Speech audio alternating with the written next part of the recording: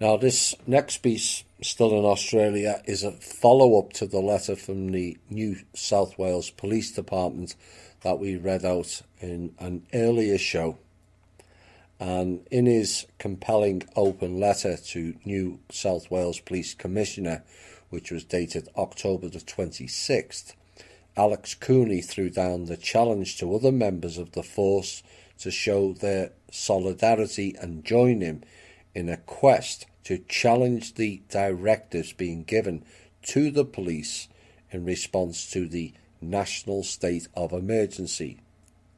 Now, since then, that letter has been downloaded over 52,000 times from the website, and more than 6,500 people have completed our form to show their support, and hundreds of members of the police and military have come out in support. Now, one senior member of the New South Wales Police Force Public Order and Riot Squad, Kevin Dawson, has met the challenge, and he issued his own open letter raising similar concerns about the bureaucratic influence in the force, the enforcing of arbitrary rules that are often confusing, often infringing upon basic human rights, causing harm when it's apparently meant for good, and causing the demise of good judgment in policing. Now, also in the letter, he raises questions of the legality of the infringement notices they have been asked to issue, citing the absence of a declared state of emergency in New South Wales. And the alarming concern is the instruction given to the police to assist with the BLM and Armenian protests while making an example of protesters deemed to be, quote, anti-government, unquote, with a get-them-quick attitude.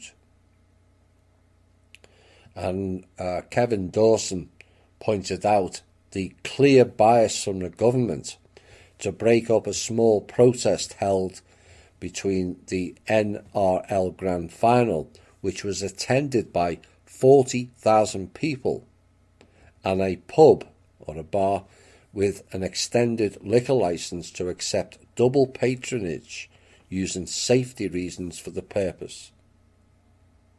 And he pointed out there were clear prejudices coming from above and brought into question the moral and ethical standards. The present state of the force ultimately questioned if there was another agenda at play. Absolutely there is. And in one statement he says, it appears that the medical establishment has taken over the decision-making through unelected chief health officers. A bit like Fauci, the Johns Hopkins Centre and the CDC then.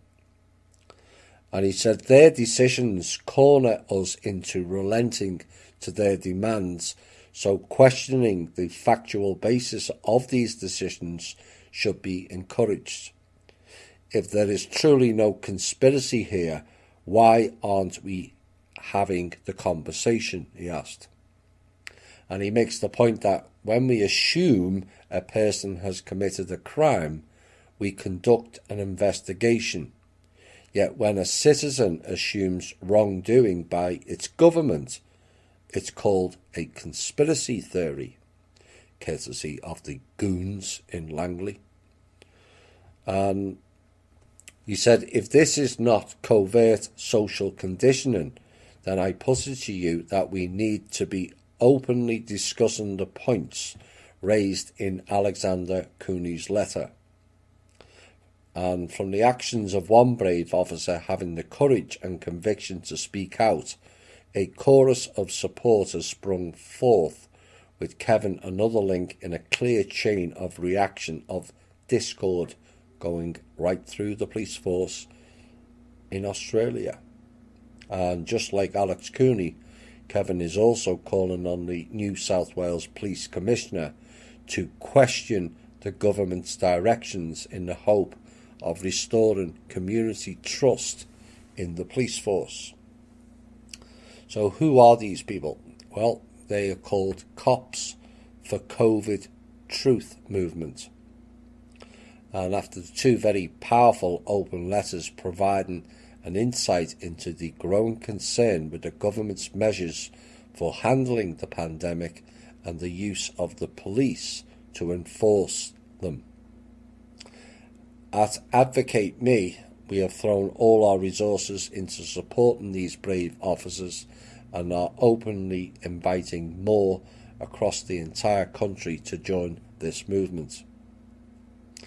Now, the whole issue behind it is that New South Wales is not operating under a state of emergency, and yet the police are being compelled to enforce directions on the basis that they do, when it's clearly without these additional powers.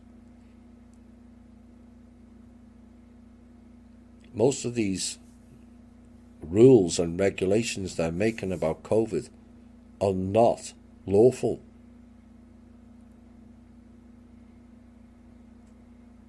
And this is where the common or natural law groups can make great headway now. Arrange meetings with local police and teach them the benefits of real law, not legalese. But the bias shown to BLM and Armenian protesters, where police were asked to assist these groups to protest and then told to make an example of people protesting anything anti-government with a get-them-quick attitude. And then he came up with these descriptions. The use of terms like anti-everything hippies to describe these protesters is indicative of the prejudice coming from above.